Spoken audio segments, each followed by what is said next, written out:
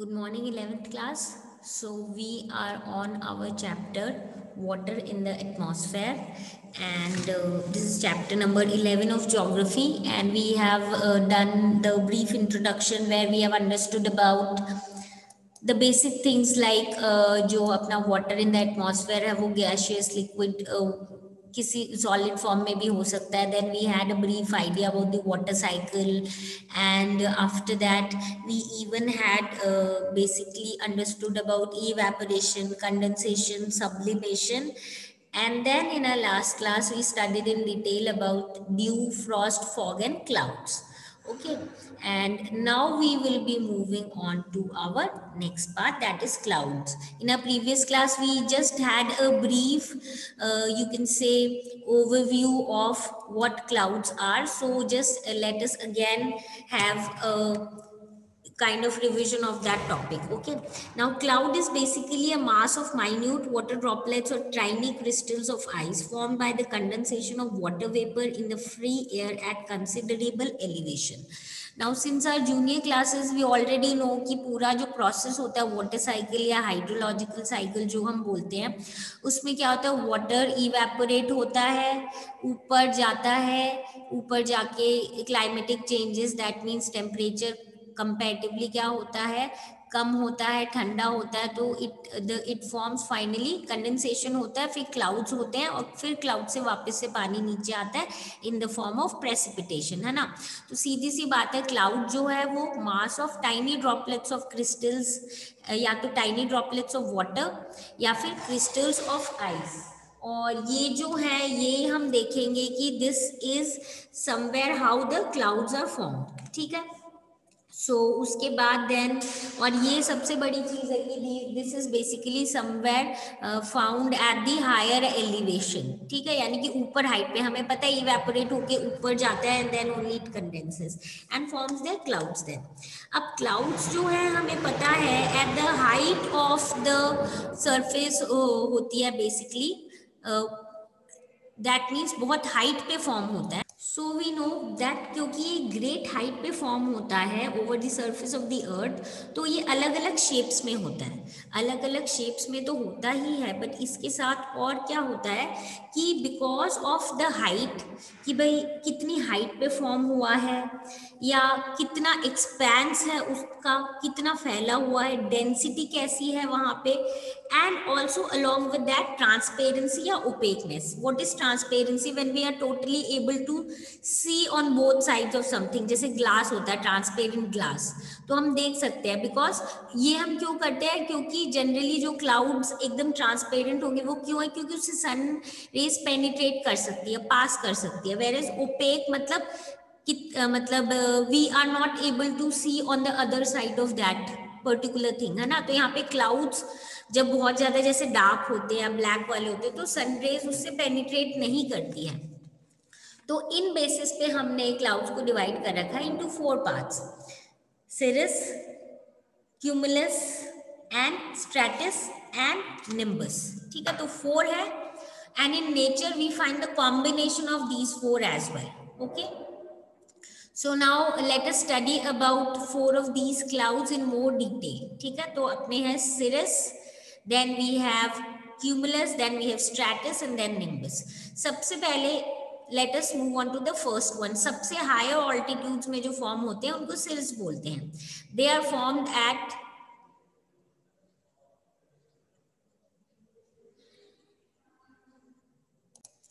So the cirrus is basically found at high altitudes of 8,000 to 12,000 meters.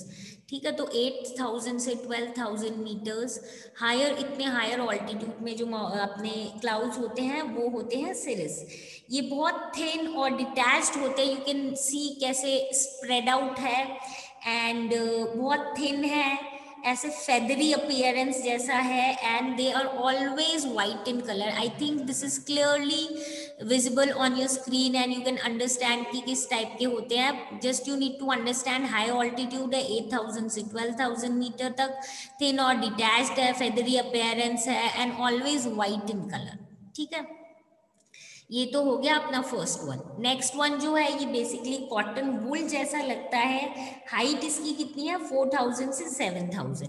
तो अपना पिछला वाला था 8000 टू 12000, जो अपना क्यूमुलस है ये है 4000 टू 7000 मीटर्स तक। ठीक है, you can C on your screen patches के फॉर्म में होता है। This is you can clearly suppose you can clearly have an idea of this particular type of cloud, and I think you can clearly notice this। ये वाला जो है अपना this is the cumulus। so you can see cotton wool type का लगता है, and then along with that you can also notice कि scattered है over places। ठीक है, so it is scattered over the places and has you can notice ऐसे लगेगा एक flat base जैसा है, उसके ऊपर डेवलप हुए हैं। ठीक है, so this is about cumulus। now let us move on to the next one।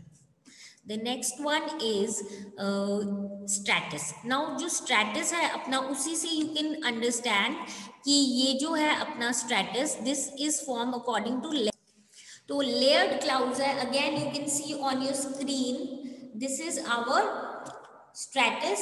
और ये जो स्ट्रैटस है ये लार्ज पोर्शंस ऑफ सी को ऐसे लार्ज पोर्शंस ऑफ स्काई को कवर करता है, and you can see they are kind of layered clouds. ठीक है, ये क्या है, ये है लेयर्ड क्लाउड्स। जनरली ये फॉर्म कैसे होते हैं, ये जनरली फॉर्म होते हैं जब लॉस ऑफ हीट होता है, या तो एयर मासेस का मिक्सिंग होता है अलग अलग टेम्परेचर पे। So let me make this more clear for you people. या तो क्या होता है टेम्परेचर लॉस का, क्या हीट लॉस का क्या मतलब है, टेम्परेचर कूल हो जाता है। ठीक है, और second mixing of air masses, मतलब सपोज अलग अलग टेम्परेचर पे अलग एयर मासेस जो हैं वो दो air masses with different temperatures because of some natural phenomena comes together, तब भी क्या होता है, इस टाइप के अपने क्लाउड्स जो हैं वो फॉर्म हो जाते हैं। ठीक है, तो I suppose stratus is again clear. इसमें इतना याद रखना है अपने को, एक तो लेयर की बात है और दूसरी जो अपनी बात है वो ये है कि ये heat of basically loss of heat के कारण होता है, एंड देन उसके अलावा क्या होता है, उसके अलावा ये मिक्सिंग ऑफ एयर मासेस के कारण भी हो जाता है। ठीक है, now we move on to the next one.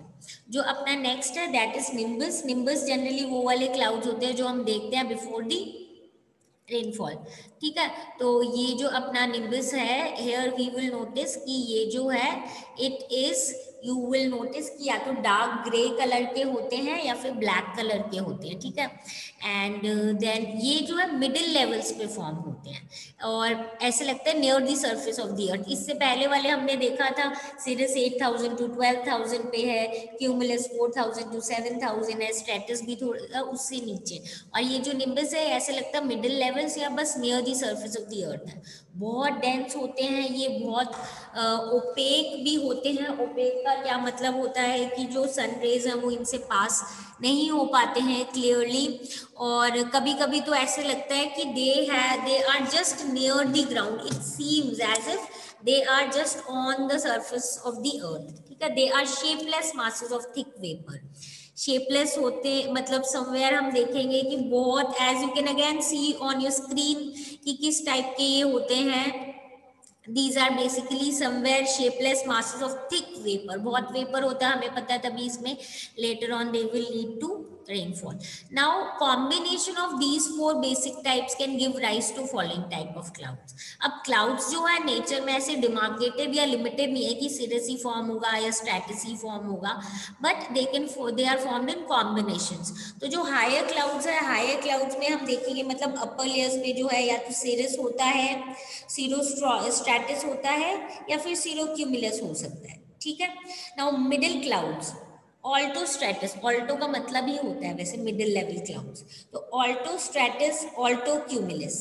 Finally जो लो क्लाउड्स होते हैं वो हमारे होते हैं स्ट्रैटोक्यूमुलस और निम्बोस्ट्रैटस। तो बेसिकली अलग अलग कॉम्बिनेशन है अलग अलग लेवल पे। एक और चीज है कि clouds with extensive vertical development are also found. ठीक है, यानी कि vertical we know, basically vertical जो होता है you know horizontally straight and vertically up to down.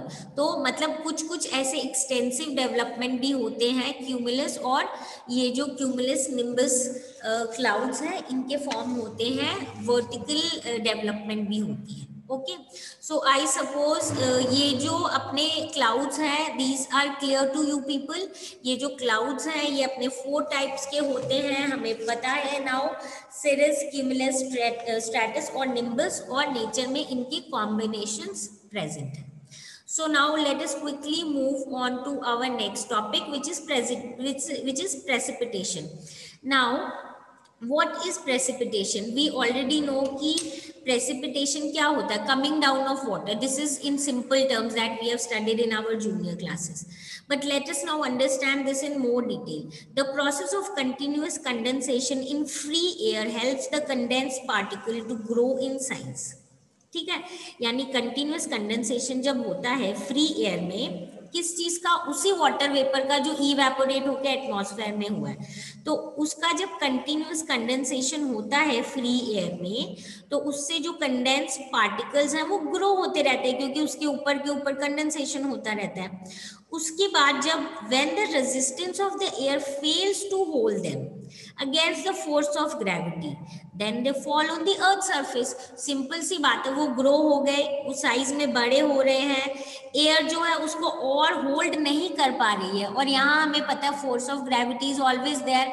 हमें पता है force of gravity is related to mass. अगर किसी चीज का मास बढ़ा गया, वो ग्रेविटेशनल फोर्स के कारण नीचे की तरफ आता है ना।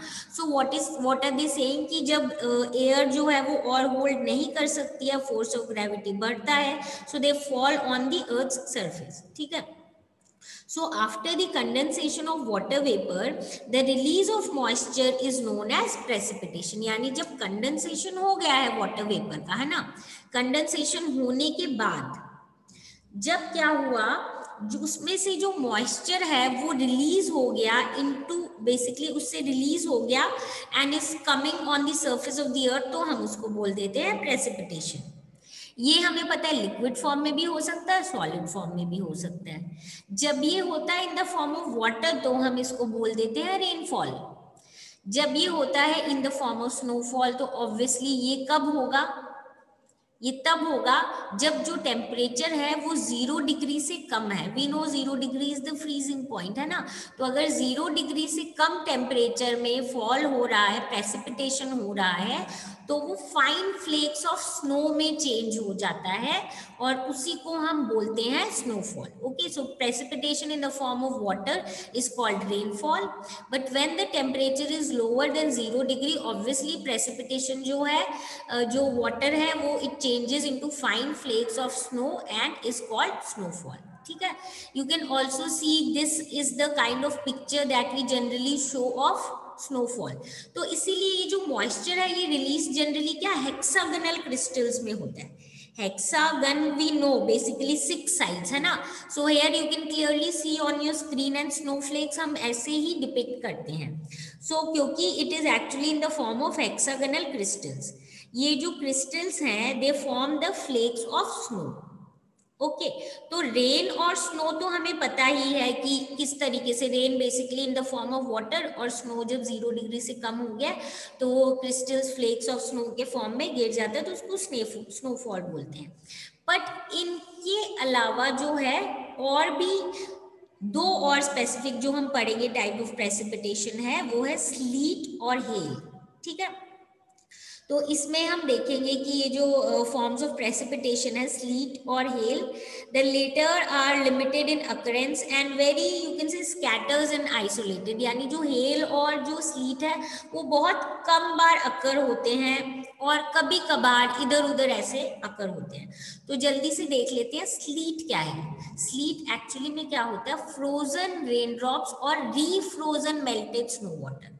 अब क्या होता है इन एटमॉस्फेयर, सपोज हम देखेंगे when a layer of air with temperature above freezing point overlies a sub-freezing layer near the ground, precipitation takes place in the form of sleet. Actually में स्लीट होता क्या है हम देखेंगे कि है ना, दिस एक्चुअली समवेयर ऐसे देखेंगे, some form of rain containing some ice crystals, ठीक है। जैसे कभी कभी क्या होता है, स्नो मेल्ट हो रही है जब वो गिर रही है, ऊपर तो स्नो है पर जब वो नीचे गिर रही है तो उसमें से कुछ पोर्शन वाटर में चेंज हो गया और कुछ पोर्शन जो आइस रह गया, जैसे लिखा मेल्टेड स्नो वाटर, ठीक है, रीफ्रोजन हो गई वो। तो या तो फ्रोजन रेन ड्रॉप्स या फिर रीफ्रोजन मेल्टेड स्नो वाटर, एक बार मेल्ट हो गया वापस से फ्रीज हो गई जैसे। तो स्लीट बेसिकली फॉर्म कब होती है, जब लेयर ऑफ सब freezing air is fairly deep, मतलब जो जहाँ पे फ्रीज होती है बेसिकली सब freezing temperature below the freezing point, ठीक है। तो यहाँ पे जब इस मतलब एक हाई ऑल्टीट्यूड पे जब ये चेंज होती है तो इससे क्या वाटर ड्रॉपलेट को टाइम मिल जाता है फ्रीज होने का into tiny pieces of ice, और फिर वो क्या करती है जब सरफेस पे गिरते हैं ग्राउंड पे तो वो गिरते हैं in the form of slit.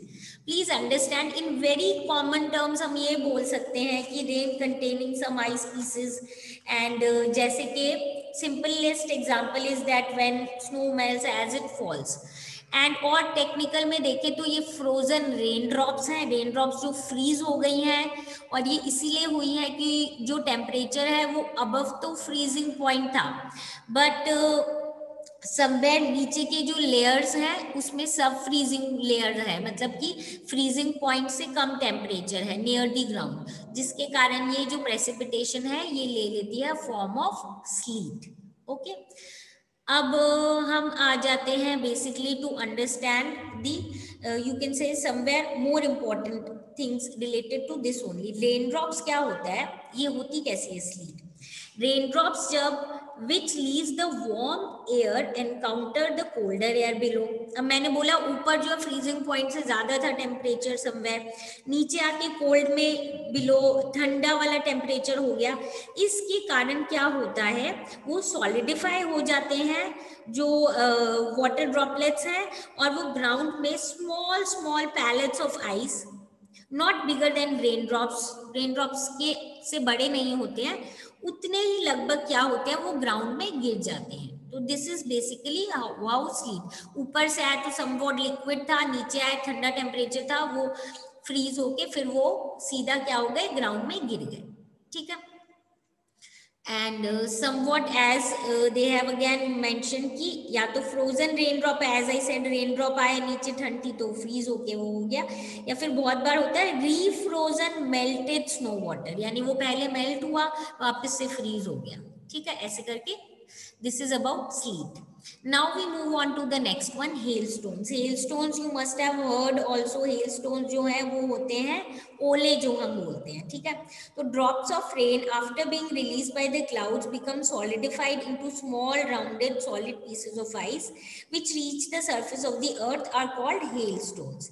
यानी rainfall जब drop rain की बेसिकली नीचे आई प्रेसिपिटेशन जैसे ही हुआ, ड्रॉप ऑफ रेन जैसे ही क्लाउड से रिलीज हुई वैसे ही वो सॉलिडिफाई हो गई, ठीक है, सॉलिड पीसेस ऑफ आइस में, फिर वो सरफेस ऑफ द अर्थ पे कैसे आएगी, हेल स्टोन्स के फॉर्म में आएगी, यानी as soon as it was release from the clouds it's quickly solidified into small round solid pieces ice के, वो जो फिर सरफेस ऑफ द अर्थ पे आ गए।